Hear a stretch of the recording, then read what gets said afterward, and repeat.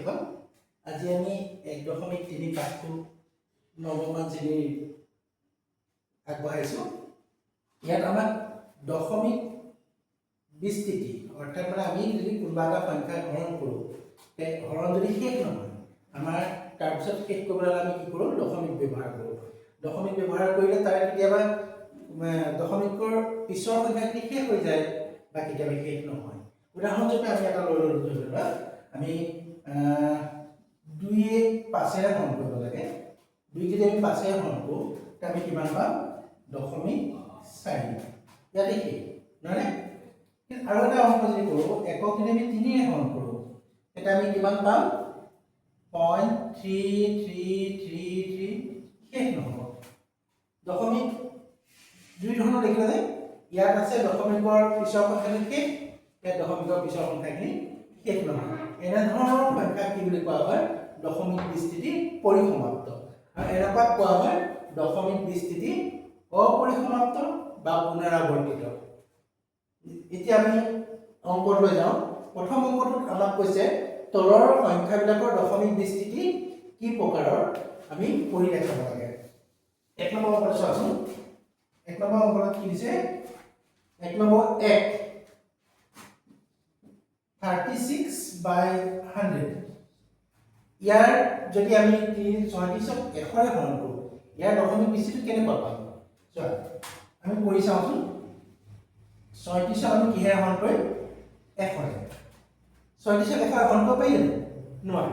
আমি সেইকাৰণে কি দিলোঁ দশমিক দিলোঁ। দশমিক দিয়াৰ কাৰণে ইয়াত কি আহিলে শূন্য এটা আহিলে। এতিয়া কিমান হ'ল 360। 360 যদি 100ৰে হৰণ কৰোঁ কেইবাৰ হ'ল 3 বাৰ মানে 300 থাকি গ'ল 60।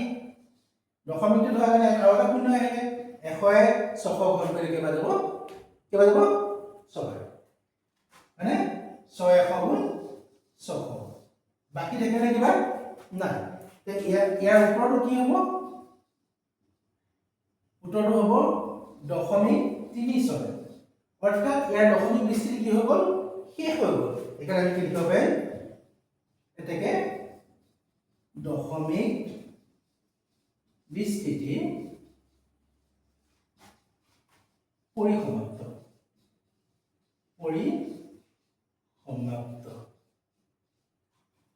এই হৰণটোৰ দশমিক বিস্তৃতি কি পৰিসমাপ্ত।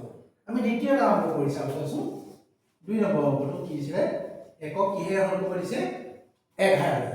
আমি একক যদি 11ৰে হৰণ কৰোঁ কি হ'ব এতিয়া আমি এইটো কৰি চাওঁ।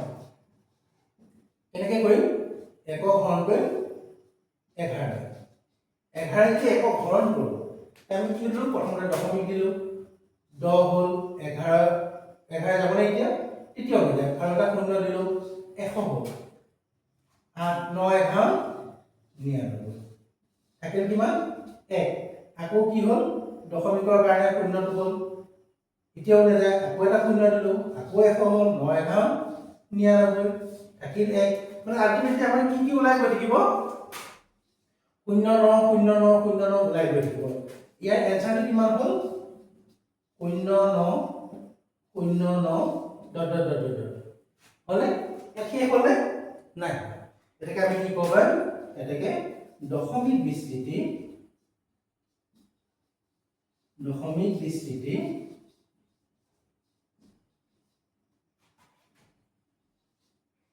অপৰিসমাপ্ত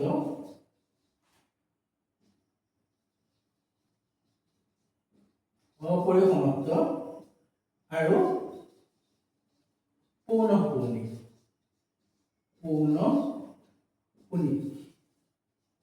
পৌনঃপুনিক কেনেকৈ হ'ল কাৰণ ইয়াত একেটা সংখ্যাই পুনৰ ওলাই গৈ আছে। এতিয়া 3 নম্বৰ অংকটো চোৱাচোন। 3 নম্বৰ অংকত আমাক কি দিছিলে কাক হৰণ কৰিব লাগে 4 সমস্ত 8 ভাগৰ 1। 4 সমস্ত 8 ভাগৰ 1 এতিয়া আমি দুই ধৰণে কৰিব পাৰোঁ 8 4 32 1 33 অপৰিমেয় সংখ্যালৈ লৈ যাব পাৰোঁ বা আমি এনেকৈ কৰিব পাৰোঁ চোৱাচোন।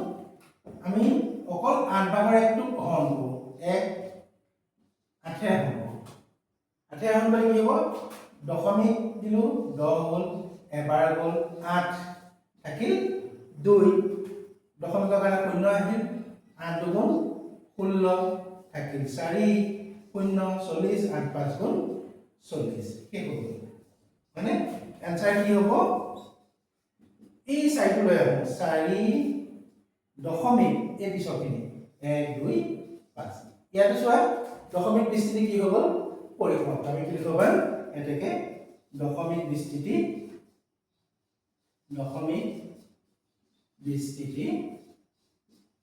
পৰিসমাপ্ত